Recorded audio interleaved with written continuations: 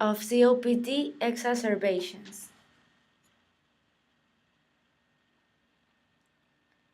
Definition of COPD. Chronic obstructive pulmonary disease is an umbrella term used to describe progressive lung disease including emphysema, chronic bronchitis, refractory asthma, and some form of bronchiectasis. This disease is characterized by increasing breathlessness.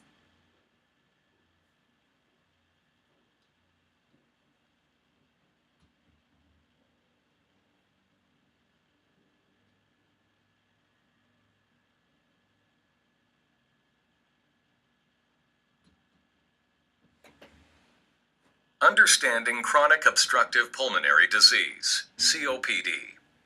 Chronic obstructive pulmonary disease, or COPD, is a lung disease that makes it difficult to breathe.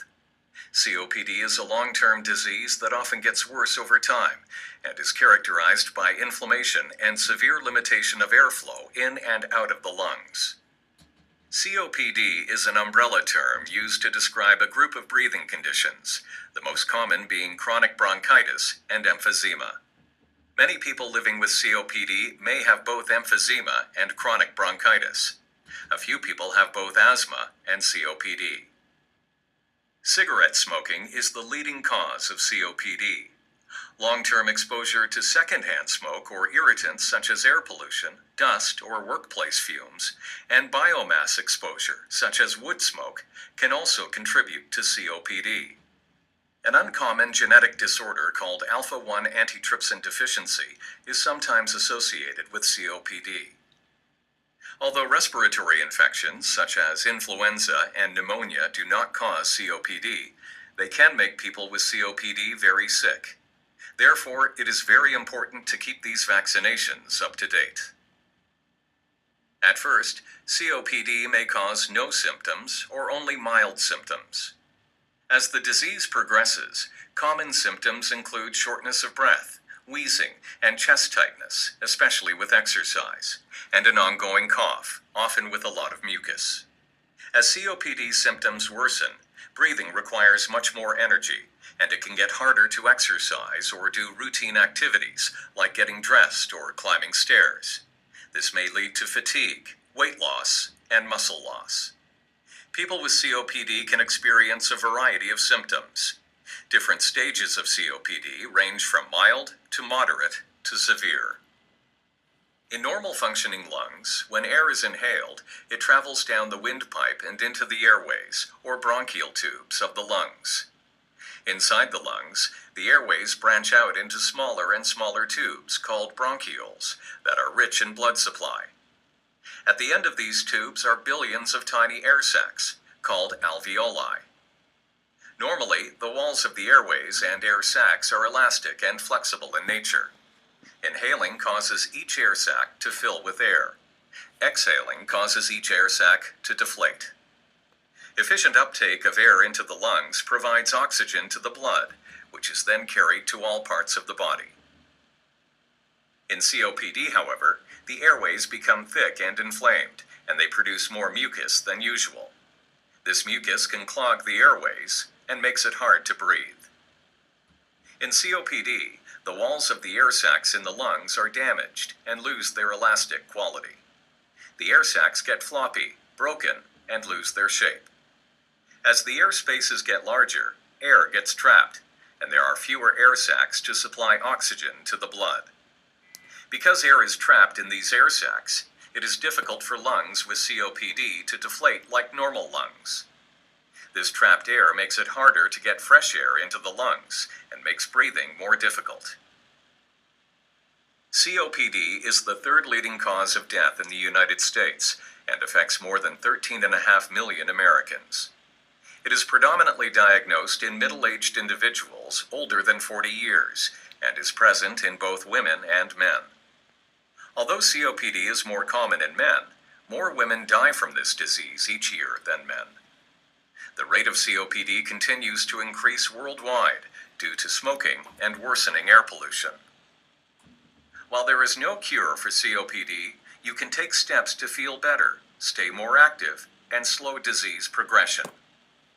COPD can be managed by consulting early with your healthcare provider, seeking diagnosis and intervention therapies, and adopting lifestyle changes that include quitting smoking, pulmonary rehabilitation, healthy eating and exercise, and maintaining a positive outlook.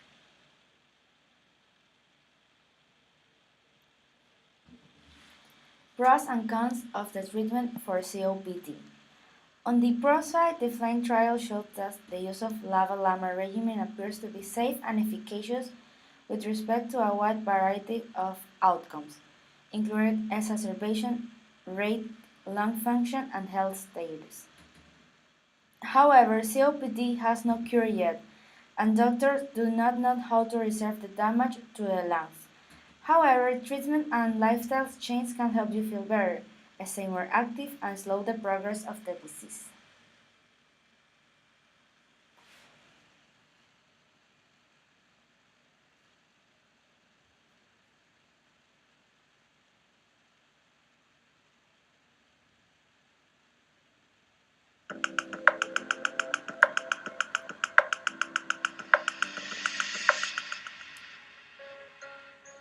COPD, chronic obstructive pulmonary disease, makes it hard for you to breathe.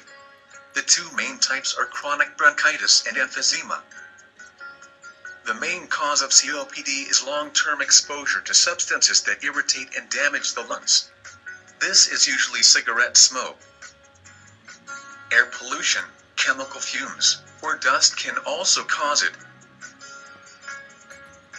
At first, COPD may cause no symptoms or only mild symptoms. As the disease gets worse, symptoms usually become more severe. They include a cough that produces a lot of mucus, shortness of breath, especially with physical activity, wheezing, and chest tightness. Doctors use lung function tests, imaging tests, and blood tests to diagnose COPD. There is no cure. Treatments may relieve symptoms. They include medicines, oxygen therapy, surgery, or a lung transplant. Quitting smoking is the most important step you can take to treat COPD.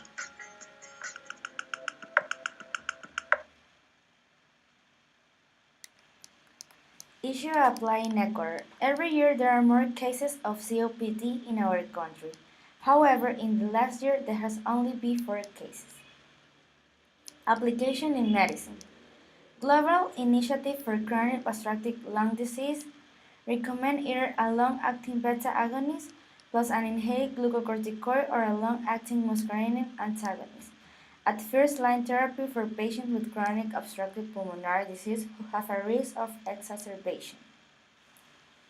The combination of two bronchodilators such as LAVA and LAMA will be expected to produce more robust effects on lung functions that will allow an inhaled glucocorticoid regimen among patients with symptomatic non-exacerbation COPD.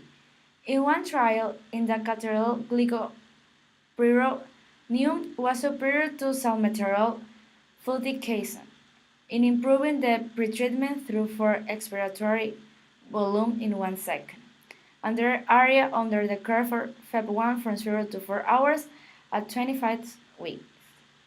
In another trial, a LAVA-LAMA regimen of inhaled bilanterol umeclinidium had a greater effect than did salmeterol fluticasone in improving the through FEV1 and the weighted mean area under the curve for FEV1 from 0 to 24 hours.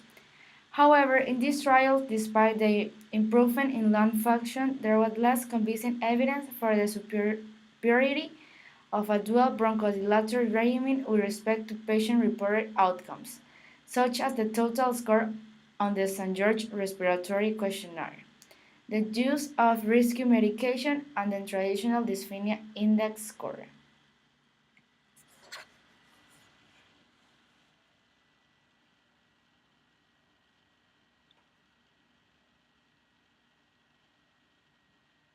Over 12 million Americans currently suffer from the lung condition known as chronic obstructive pulmonary disease, but there are treatments that can help ease the symptoms. The most commonly prescribed medications for those afflicted with COPD are a group called bronchodilators. Bronchodilators relax the muscles around the bronchial tubes, allowing air to flow unrestricted from the mouth to the lungs. There are 3 types of prescription bronchodilating drugs: beta-2 agonists, anticholinergics, and theophylline. Another type of drug used to relieve the symptoms of COPD are corticosteroids. Corticosteroids work over an extended period of time to lessen the inflammation in the lungs. It's important to discuss the pros and cons of every option with your doctor and to follow your physician's instructions exactly.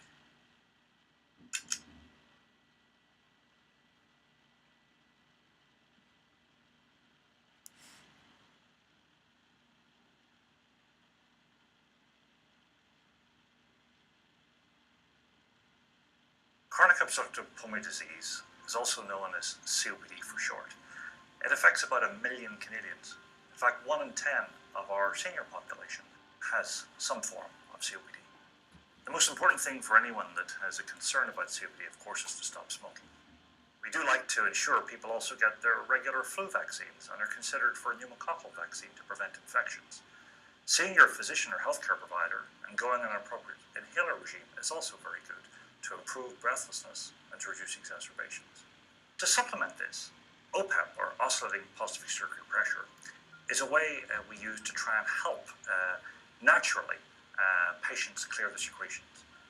85% of patients with COPD have chronic bronchitis and are troubled by retained secretions. Using a device such as this helps loosen the secretions and clear them from their lungs. I think most of us in Canada like to consider natural remedies or treatments. This can be used in conjunction or on top of regular treatment with inhalers, and it helps patients themselves clear the secretions using it on a regular basis, twice a day.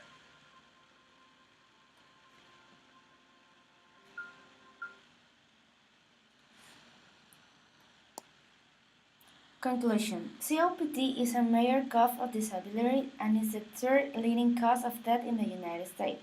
Currently, 16 million people are diagnosed with COPD. Many more people may have the disease and not even know it. COPD develops slowly. Symptoms often worsen over time and can limit your ability to do routine activities. Severe COPD may prevent you from doing even basic activities like walking, cooking, or taking care of yourself. Most of the time, COPD is diagnosed in middle-aged or older adults. The disease is not contagious, meaning it cannot be passed from person to person.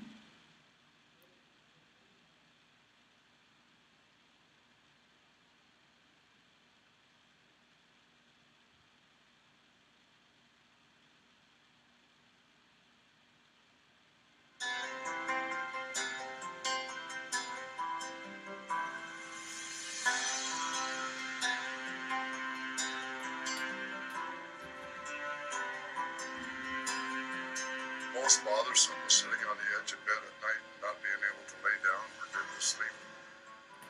Second to that would be a fish out of water. If you've ever noticed a fish out of water, it goes right? That's how I felt sometimes. I felt like a fish out of water, gulping for air, trying to get that air, that one piece of air, right? And I could never get it. And that's what really drove me to get the diagnosis, to get something happening, right? Other than being treated for a cold or the flu. COPD is a very strong tightness in the chest, very strong. It can hurt to the point where it's very painful. You don't know you could even be having a heart attack and wouldn't know it, because COPD fits a different part of the lungs, and it's